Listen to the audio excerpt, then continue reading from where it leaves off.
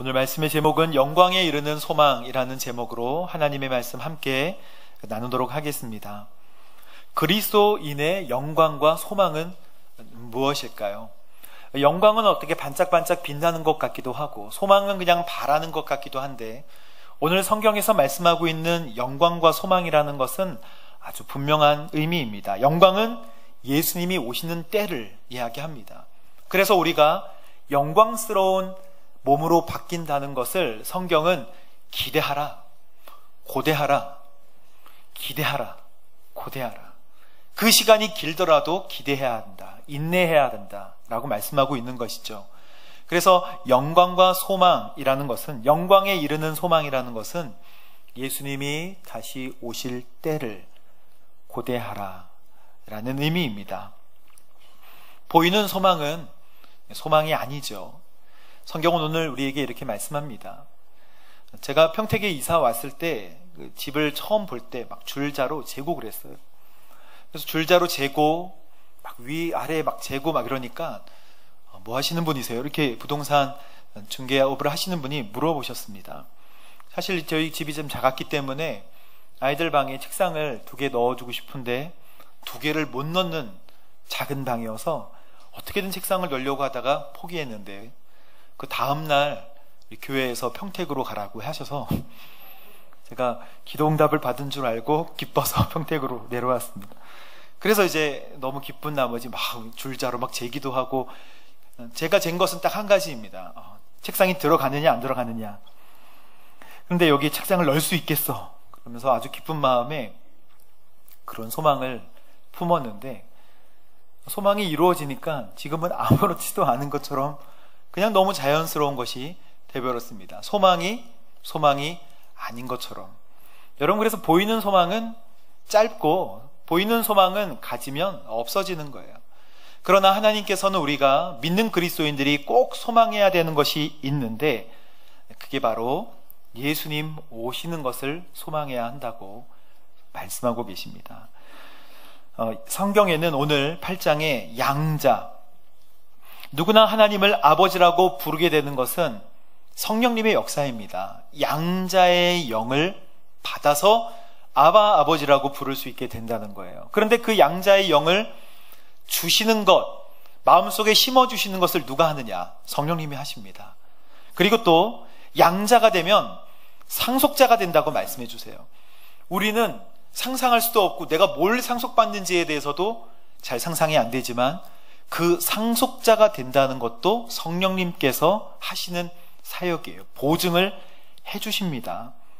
그래서 1장부터 7장까지 로마서를 보면 성령이라는 단어가 4개 나오지만, 오늘 8장에는 8장에만 19번이 나오면서 바로 이 모든 것이 다 성령으로 말미암아 이루어지는 것이다, 성령님의 강력한 사역에 대해서 말씀하여 주십니다. 우리는 죄로부터 분명히 해방을 받았죠. 아멘. 율법으로부터 해방을 받았죠. 아멘. 그럼 죽음으로부터는 해방을 받았나요? 아멘. 그래서 8장에 들어와서 생명의 성령의 법이, 생명을 주시는 성령의 법이 죄와 사망의 법에서 우리를 어떻게 했다? 해방시켜 주셨다라고 말씀하면서, 이제는 너희들은 영원한 소망을 간구해야 한다 라고 오늘 8장 중간에 말씀하시는 것입니다. 오늘 18절 말씀에 보면 함께 읽어볼까요? 현재의 고난은 앞으로 우리에게 나타날 영광과 좋게 비교할 수 없다. 우리는 고난과 영광을 나란히 놓고 비교를 하잖아요. 합격의 영광을 누리기 위해서 새벽별을 보고 또 이렇게 밤새도록 공부해 가면서 합격의 영광을 보면서 내가 지금 고민하고 밤새는 이 고통스러운 것을 아무것도 아니게 여긴다, 이렇게 표현하기도 합니다. 합격의 영광을 보기 위해 오늘 고생한다. 자, 그런데 지금 우리가 생각하는 이런 고난과 영광은 비교할 수 없다는 거예요. 하나님 나라를 그렇게 비교할 수 없다고 분명히 말씀하십니다. 왜 비교할 수 없는가? 왜 비교가 안 되는가? 영광이 고난보다 압도적으로 크기 때문에 그렇습니다. 우리가 상상하고 기대하는 영광이 고난보다 압도적으로 무겁기 때문에 비교 불가한 것이죠. 우리 많은 성도님들이 고난의 늪에서 헤어나오지 못하는 이유는 고난이 너무 크기 때문에 그런 것이 아니에요. 고난의 늪에 수렁 가운데 헤매이는 이유는 고난이 커서가 아니라 알아야 할 만큼 미래의 영광에 대해 무지하기 때문입니다. 신자의 고통은 원인이 외부적인 고통에 있는 것처럼 느껴지지만, 우리의 환경 때문에 우리가 고통받는 것처럼 느껴지지만, 그것이 아니라 우리에게 주어질 영광에 대해 우리는 너무 많이 모르고 있다는 것을 알아야 합니다.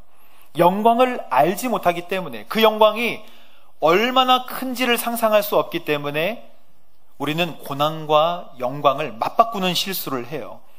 그래서 영광을 보지 못하고 고난 속에 잠기거나 아니면 영광을 아예 생각하지 않거나. 그래서 바울은 고린도 후서 11장에 내가 잠깐 자랑할 것이 좀 있는데, 고난이 많은 것에 대해서 설명을 하는 부분이 고린도 전서 11장에 나옵니다. 내가 수고도 많이 하고 매도 많이 맞았고 죽을 고비도 여러 번, 그리고 40에 하나 감한매, 이 태장이죠, 5번이나 맞았고, 또 3번 채찍에 맞았고, 1번은 돌로도 맞아봤고, 3번을 파선을 했고, 그리고 밤낮으로 표류한 적도 있었고, 그리고 위험들이 너무나 많았지만 바울은 이것들을, 이런 자기의 여러 가지 어려운 점들을 자랑하지 않겠다, 이렇게 얘기합니다. 자랑할 법도 한데 자랑하지 않겠다. 뭘 자랑해요? 나의 약함을 좀 자랑하겠다. 근데 그 약함은 하나님께서 완전히 고쳐주시는 것이 아니에요. 그래서 고린도후서 12장에 내가 유익하지는 않지만 내가 겪었던 환상과 계시에 대해서도 잠깐 여러분이 알기를 원하는데, 꼭 마치 다른 사람의 이야기처럼 자기 이야기를 하는데요, 이렇게 얘기합니다. 14년 전에 내가 셋째 하늘, 그리고 낙원에 이끌려서 사람이 말해서는 안 되는 그런 영광스러운 경험들을 한 적이 있습니다. 그러니까 천국을 경험한 거예요. 나 자신을 위해서는 약한 것들 외에는 나는 전혀 자랑하지 않겠습니다라고 얘기할 수 있었던 바울의 이유는 바로 진짜 영광스러운 것을 봤기 때문에, 사람의 입으로, 우리의 언어로 다 담기 어려운 그 영광스러운 천국을 사실 말해도 이해하지 못할 뿐더러 설명도 안 되는 그곳을 내가 봤으니까, 바울은 자신이 당한 이런 여러 가지 고난들 있잖아요. 매 맞고 힘들고 좌초하고 표류하고 돌로 맞고 갇히고 추위에 떨고 했던 이런 모든 것들을 가볍게 여긴다. 우리는 이것이 전부인 것 같은데, 이러면 훈장이 수십 개 달릴 것 같은데 이거 가볍게 여긴다. 여러분, 고린도후서 4장 17절과 18절 말씀을 보십시오. 함께 읽어보겠습니다. 시작. 우리가 잠시 당하는 어떤 고난? 가벼운 고난은 그것 모두를 능가하고도 남을 어떤 영광? 영원한 영광을 우리에게 줄 것입니다. 18절 말씀. 우리가 주목하는 것은 보이지 않는 것입니다. 보이는 것들은 바울이 뭘 받는지 아시겠죠? 그렇기 때문에 그가 당한 고난을 가벼운 고난이라고 설명하였습니다. 사랑하는 성도 여러분, 만약에 우리가 영광을 보지 못한다면, 하나님께서 주시는 그 영광을 상상하기에 노력하지 않는다면 우리는 고난에 집중할 수밖에 없을 것입니다. 지금 생명의 성령의 법이 죄와 사망의 법에서 우리를 해방했다라고 말씀하면서 우리에게 주시는 바로 이 영광스러운 미래를 우리가 이해하기 위해서는 주께서 곧 오실 것이다. 우리의 몸은 영광스러운 몸으로 얼마 있지 않아 바뀌게 될 것이다. 여러분, 이거 확신하시게 되기를 주님의 이름으로 축복합니다. 영광스러운 부활을 보면 바뀌는 거예요. 여러분, 야고보서에 보면 그러므로 형제들이요, 주님이 오실 때까지 오래 참고 기다리십시오. 짧게 참고 기다리는 게 아니라 오래 참고 기다리십시오. 보십시오. 농부는 땅의 열매를 참고 기다리며 이를 위해 이른 비와 늦은 비가 내리기까지 뭐합니다? 기다립니다. 그리고 8절 말씀에 여러분도 오래 참고 여러분의 마음을 어떻게 하라? 굳건히 하십시오. 뭐가 가까웠다? 주의 강림하심이 가까웠기 때문입니다. 여러분, 이건 야고보서잖아요. 야고보는 예수님의 동생입니다. 근데 예수님의 동생 야고보, 즉 예수님의 형제들은 요한복음 7장에 보면 예수님을 인정하지 않았어요. 예수님 무시했습니다. 여러분 잘 아시듯 형제나 예수님의 고향 나사렛에서 예수님 환영을 받지 못했어요. 이곳을 떠나서 유대로 좀 가십시오, 형님. 이곳을 떠나서 형님 먼 그 화려한 곳으로 가십시오. 형님이 하시는 일들도 그 일들을 제자들이 좀 보게 해주십시오. 이게 좋은 의미로 얘기한 게 아니라 세상에 알려지기를 그렇게 바라면서 숨어 지내는 것은 형 맞지 않지 않습니까? 이렇게 비꼬아서 얘기하는 장면이 요한복음 7장에 나와요. 그러나 이 야고보가 완전히 바뀐 것입니다. 그런 비아냥거리던 야고보가 지금 여러분 굳건히 하십시오. 주님의 강림이 가까웠습니다. 그러니까 형님의 강림이 가까웠습니다. 이게 아니에요. 옛날에는 형님이었지만 그가 뭐를 보고? 예수 그리스도의 부활을 보고. 이게 바로 이 야고보가 바뀌었던 사건이에요. 예수님의 부활을 본 다음부터 180도 바뀌었다. 제자들은 요한복음 7장 5절을 보십시오. 예수의 동생들조차도 예수를 믿지 않았기 때문에 이런 식으로 얘기를 했다는 거예요. 믿음이 없고 주님의 부활은 물론 예수님조차 인정하지 않았던 사람들이 그 영광스러운 부활을 보고 나서 완전히 바뀌게 되었습니다. 사랑하는 성도 여러분, 믿음과 확신을 가지시게 되기를 주님의 이름으로 축복합니다. 부활을 소망해야, 부활을 소망하고 마음속에 담아 두어야 우리는 생명의 성령의 법이 우리를 지배하도록 내어드릴 수가 있습니다. 여러분 19절부터 23절까지의 말씀은 아주 익숙한 말씀은 아니에요. 함께 보겠습니다. 19절 말씀 시작. 피조물들은 하나님의 아들이 나타나기를 고대하고 있고, 또 21절 말씀에 피조물도 자신의 썩어짐의 종노릇에서 벗어나 하나님의 자녀가 누릴 영광의 자유에 이를 것이기 때문입니다. 피조물을 의인화해서 피조물도 영광스러운 하나님의 자녀들을 기다리고 있고 하나님의 아들들을 기다리고 있다? 이게 도대체 무슨 말이죠? 피조물들도 세상이 타락할 때 탄식하고 고통 가운데 쌓이게 되었다는 것입니다. 여러분, 피조물이 탄식하는 이유, 그리고 이 피조물들이 의인화되어서 허무해하는 이유는, 해산의 고통을 겪고 있는 바로 이 이유는 뭐 때문에? 죄로 인한 영향력 때문입니다. 사람이 이 만물의 대표성을 띠기 때문에 다른 피조물들도 사람과 연계가 되어 있어요. 그래서 사람이 하나님 앞에 타락한 다음부터 이 땅이 저주를 받게 되었는데, 이 말씀은 창세기 3장 17절부터 19절 사이에 나옵니다. 한번 읽어볼까요? 시작. 아담에게 하나님께서 말씀하셨습니다. 내가 내 아내의 말을 듣고 내가 내게 명령해 먹지 말라라고 말한 나무의 열매를 너 때문에 어떻게? 땅이 저주를 받을 것이다. 내가 일평생 수고해 땅에서 나는 것을 먹을 것이다. 땅이 힘들어졌어요. 저주를 받은 것입니다. 어떻게 받았나요? 18절. 땅은 내게 너는 밭의 식물을, 그렇죠. 19절. 내가 흙에서 취해졌기 때문에 흙으로 돌아갈 때까지 내 이마에 얼굴에 땀이 흘러야 음식을 먹을 것이다. 여러분, 이 앞장 16절에 보면 여자는 임신과 출산의 고통이 더해졌습니다. 우리 육체 가운데도 힘들고 어려운 일들이 생긴 것 같이 땅도 엉겅퀴와 가시덤불을 내면서 힘들어져서 지금 시간이 갈수록 우리는 땅들의 탄식, 땅들의 해산의 고통, 이 자연이 신음하고 있는 많은 부분들을 함께 겪게 되고 보게 되는데, 바울이 로마서 1장에 하나님의 만드신 뭐를 보면 그의 영원하신 능력과 신성이 그의 만물 아래 나타나게 된다. 하지만 우리의 타락으로 인해서 하나님 만드신 자연들도 신음하고 있는 모습을 우리도 보지 않습니까?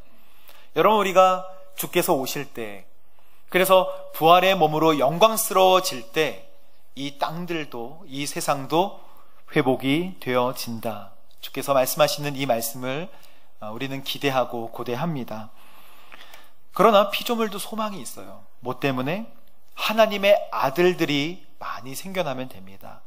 사랑하는 성도 여러분, 예수님 오실 것을 고대하는 하나님의 자녀 되시기를 주님의 이름으로 축복합니다. 보이지 않는 것을 소망하려면 도대체 어떻게 해야 할까요? 우리가 주님께서 다시 오실 것을 소망합니다. 마음속에 품고 고대해요. 그러나 이 고대와 소망은 금방 사라지게 돼요. 어떤 순간 사라지게 되고 잊혀지게 됩니다. 우리 24절 말씀 함께 보겠습니다. 시작. 이는 우리가 이 소망 가운데 구원을 받았기 때문입니다. 그러나 눈에 보이는 소망은 소망이 아닙니다. 보이는 것을 누가 소망하겠습니까? 만일 우리가 보지 못하는 것을 소망한다면 어떻게 해야 된다고요? 참고 기다려야 한다. 여러분, 눈에 보이는 소망이 아니라, 저 어릴 때 소망이 하나 있었는데 우리 반찬 중에 줄줄이 비엔나 소세지가 맛있어서 그거 먹는 게 소망이었어요. 근데 그거 하나 두 개 먹는 게 아니고 보통 밥 밑에 깔아주거나 부모님이 깔아주거나 애들이 많이 먹으니까 밥에 이렇게 깊이 받거나 여러 가지 방법들이 있었는데, 그게 이제 옛날에는 귀에서 저는 그거를 50m 정도 이렇게 늘여놓고 누워서 입술로 이렇게 받아먹기를, 작은 저의 소망이었어요. 근데 그 소망은 금방 사라지는 것이죠. 지금 그거 50m 정도는 열심히 노력해서 살 수 있습니다. 그런 소망은 있다가도 금방 사라지게 되는 거예요. 그런데 우리가 생각하는 영원한 소망이라는 것은 정말 우리와 가까운 것일까요? 정말 생생하게 느껴지는 것일까요? 우리의 몸이 쇠해서 이제 침대 가운데 일어날 수 없게 될 때 하나님을 집중하게 되고 바라보기까지가, 여러분, 그 시간까지 기다리지 마십시오. 그 시간까지 기다리지 마시고 지금이 가장 아름다울 때, 지금 가장 건강할 때 우리 하나님께 여러분의 삶을 드리시게 되기를 주님의 이름으로 축복합니다. 그렇죠. 여러분, 주님께서 우리를 만나 주시는 것은 내적 부르심과 외적 부르심이 있어요. 우리가 복음을 듣게 될 때 외적 부르심으로 말씀이 귀에 들어오지만 그 말씀이 정말 믿어지게 만들어 주시는 것은 성령의 역사입니다. 그것을 내적 부르심에 의해서 우리가 하나님을 알게 되었다. 우리의 노력이 아니라 주님께서 알게 하신 것이죠. 그것을 여러분 칭의, 그리고 동시에 일어나는 중생의, 다시 태어나는 중생의 역사라고 표현합니다. justification, 칭의. 그런데 우리가 살아가면서 이제 생활을 해나갈 때 롤러코스터로 반복하는 것처럼 위아래로 내려갔다 올라갔다 하지만 성화의 과정을 겪게 되는 거예요. sanctification. 하나님께 성화의 과정을 겪다가 이제 어떤 과정을 겪게 되나요? 이것도 성령께서 도와주시는데, 이제 주님께서 재림하여 오실 때는 주님의 몸과 같이 우리의 모든 몸들도 변화될 것입니다. 할렐루야. 그것을 영화, 글로리피케이션이라고 합니다. 영화로운 몸을 저는 본 적이 없고 여러분도 한 번도 본 적이 없어요. 하지만 이 영화로운 몸에 대한 증거가 있는데, 바로 예수께서 잠자는 자들의 첫 열매가 되어주셔서 그 부활의 몸으로 직접 사람들과 500여 제자들에게 보여주시고 승천하시고 지금 하나님 보좌 우편에서 이 세상을 다스리고 통치하시는 줄로 믿습니다. 그래서 우리는 소망이 있는 거예요. 곧 우리가 50년 뒤에 100년 뒤에 얼마나 살겠습니까? 주님 곁으로 가고 주님의 영화로운 그 영화를 보게 될 것이죠. 소망으로 기다리게 된다는 것입니다. 여러분, 하나님의 성령께서 말할 수 없는 탄식으로 친히 간구해 주실 것이다 라고 하는 말씀이 바로 여기서 나오는 거예요. 우리가 보지 못하는 것을 소망한다면 참고 기다려야 합니다 라는 말씀이 25절이잖아요. 근데 26절 말씀은 무엇인지 아십니까? 26절 말씀은 성령께서 우리의 연약함을 도와주십니다. 우리는 마땅히 무엇을 기도해야 할지 알지 못하지만 오직 성령께서 친히 말할 수 없는 탄식 가운데 우리를 위해 간구해 주십니다. 이것은 우리의 정욕으로 드리는 기도를 응답해 주시겠다는 의미가 아니라 우리가 보지 못하는 것을 소망한다면 참고 기다려야 하는데 우리 스스로는 하나님의 놀라운 영광들을 잘 보지 못하잖아요. 눈으로 가리면 가려지고 보지 못하는 것입니다. 하지만 이것을 소망하게 하고 보게 하는 엄청난 하나님의 선물과 능력이 있는데 그게 바로 성령님의 역사인 줄로 믿습니다. 말할 수 없는 탄식으로, 근데 무엇을 위하여 기도할지 알지 못하지만 주님께서는 도와주신다는 거예요. 즉 무엇을 소망하고 무엇을 기대해야 할지를 주께서 알게 하여 주신다. 보이지 않는 것을 믿게 하시는 분은 성령님이신 줄로 믿습니다. 그래요. 로마서 15장 13절 보십시오. 주님께서 뭐라고 말씀하시는가? 시작. 이제 소망의 하나님께서 여러분의 믿음 생활 가운데 모든 기쁨과 평강을 풍만하게 하셔서 성령의 능력으로 소망이 넘치게 하시기를 빕니다. 할렐루야. 여러분, 믿음 가운데 기쁨과 그리고 평강을 충만하게 하셔서 성령의 능력으로 소망이 가득하게 하기를 빕니다. 이렇게 하나님께서 말씀하고 계십니다. 로마서는 지금 고린도에 있는 바울이 앞으로 로마 교회, 그러니까 로마 지역에서 핍박과 환난 가운데 있거나 더 핍박과 환난 가운데 있을 성도들을 위해서 생명의 성령의 법이 여러분을 다스릴 수 있도록 하십시오 라는 권면이잖아요. 근데 베드로 전서와 후서는요, 실제로 고통받고 있는, 지금 엄청난 환난과 시험 가운데 고통받고 있는 성도들을 위해 쓴 편지입니다.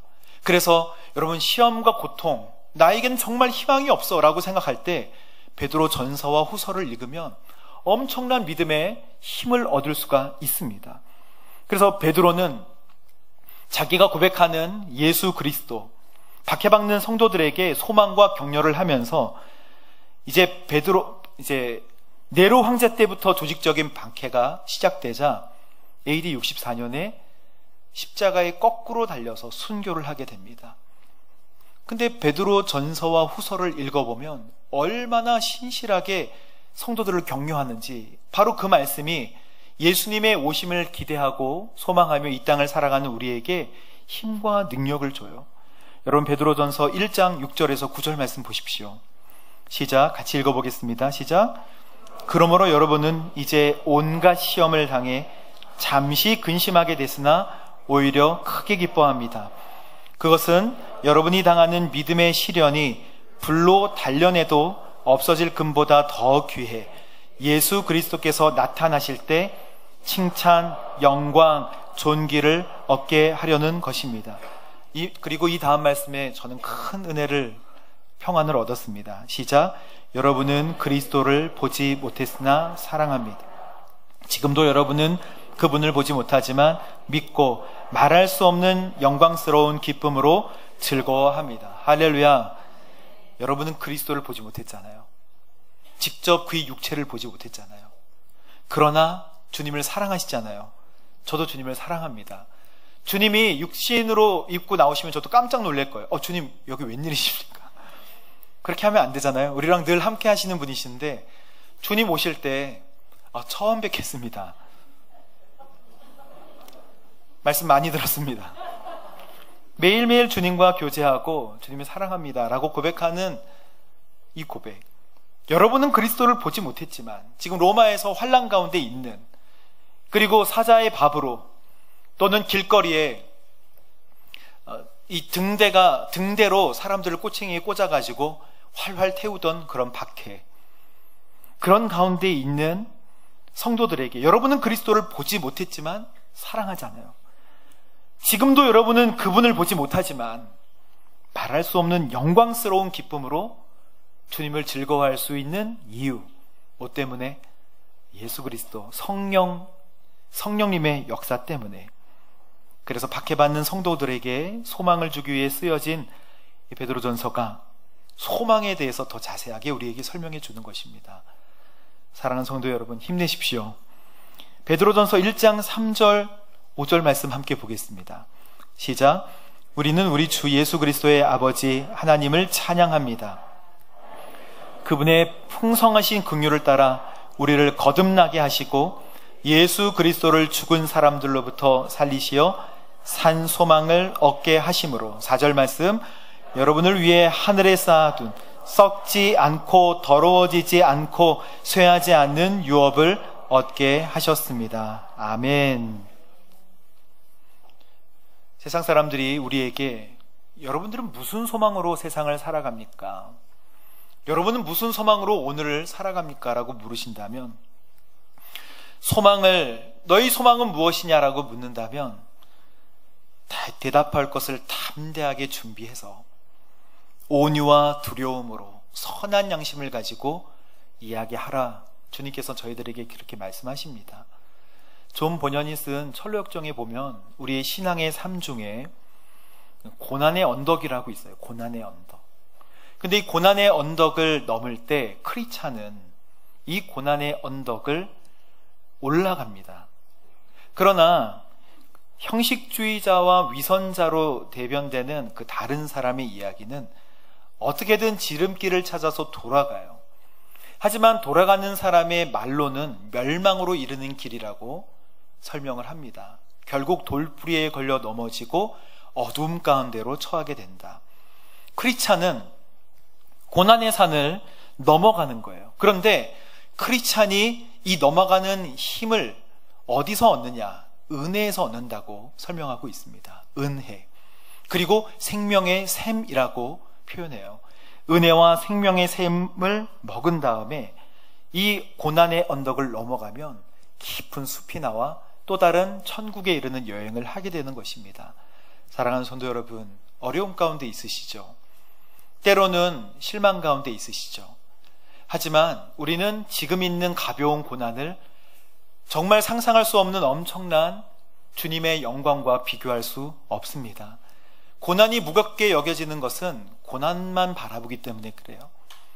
영광을 바라보게 되기를 주님의 이름으로 축복합니다. 살아계신 성령님께서 이것을 보게 하시고 기도하게 하실 것입니다. 우리 귀한 믿음 생활하는 저 여러분 되시기를 주님의 이름으로 축복합니다. 함께 기도하겠습니다. 아버지 하나님, 감사합니다. 우리는 그 영광스러운 하나님의 모습, 예수님의 모습, 그리고 그 큰 영광을 다 마음속으로 담을 수 없지만 고난과 비교하지 않도록 주님 인도하여 주시고, 영광을 바라볼 때 지금 있는 고난들이 가볍게 여겨질 수 있도록 인도하여 주옵소서. 감사와 찬양과 영광을 올려드리며 예수님의 이름으로 기도합니다. 아멘.